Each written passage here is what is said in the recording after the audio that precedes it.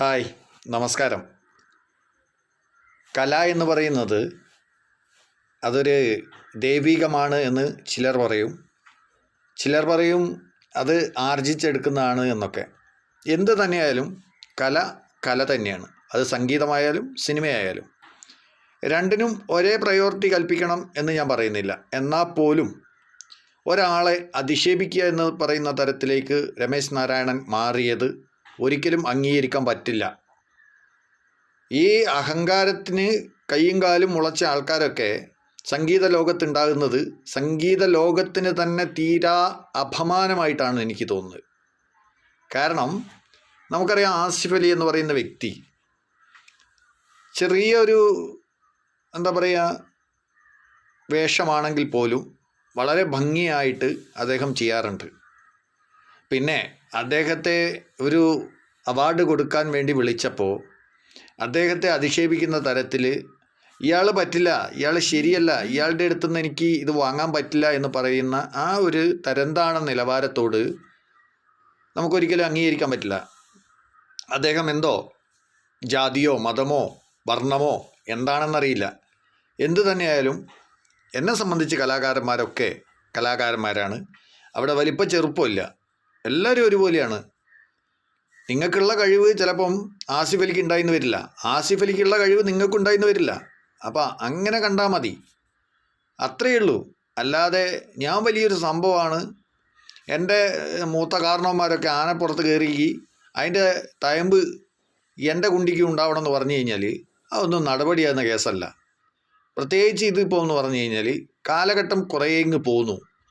പഴയ എന്താ പറയുക അടിമത്ത സമ്പ്രദായവും തമ്പ്രാൻ ജന്മി സമ്പ്രദായവും അതുപോലെ എന്താ പറയുക അടിയാനും തമ്പ്രാനും ഒക്കെ ആയിട്ടുള്ള ആ ഒരു സംഗതിയൊക്കെ ഉണ്ടല്ലോ, അതൊക്കെ കഴിഞ്ഞു.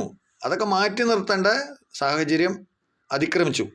പിന്നെ മറ്റുള്ളവർ രാഷ്ട്രീയപരമായിട്ട് നിങ്ങളെ അധിക്ഷേപിക്കുന്നുണ്ട്. അതിനോടൊന്നും എനിക്ക് താല്പര്യമില്ല.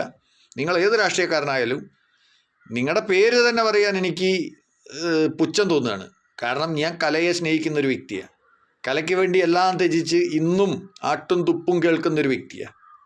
അപ്പോൾ ആസിഫ് അലി എന്ന് പറയുന്ന വ്യക്തി മലയാള ഇൻഡസ്ട്രി മാത്രമല്ല, തമിഴ് ഇൻഡസ്ട്രി ആയാലും ലോകം മുഴുവൻ അറിയപ്പെടുന്ന ഒരു കലാകാരനാണ്. ആ കലാകാരൻ തന്നാൽ എന്താ നിങ്ങളുടെ കയ്യങ്ങ് താണു പോവോ, അല്ലെങ്കിൽ നിങ്ങളുടെ കൈപ്പല താണു പോവോ?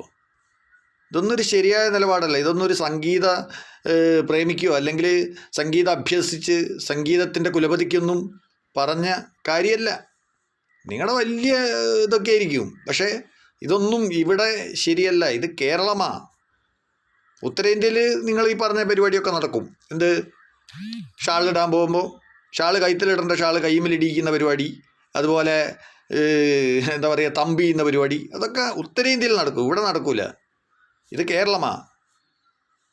ഒരുപാട് സമര പോരാട്ടങ്ങളുടെ ചരിത്രം സാക്ഷിയായ കേരളം, മണ്ണിനു വേണ്ടി പോരാടിയവരുടെ, മീശ വെക്കാൻ വേണ്ടി പോരാടിയവരുടെ, മുണ്ടുടുക്കാൻ വേണ്ടി പോരാടിയവരുടെ, കഴുത്തിൽ കല്ലുമാല ധരിക്കാൻ വേണ്ടി പോരാടിയവരുടെ, എന്തിനേറെ പറയുന്നു കെട്ടിയ പെണ്ണിനെ കൂടെ കിടത്താൻ വേണ്ടി പോരാടിയവരുടെ നാടാ ഈ നാട്. ഈ നാട്ടിൽ ഇത്തരം നിലപാടുകൾ ഒരിക്കലും അംഗീകരിക്കാൻ പറ്റില്ല.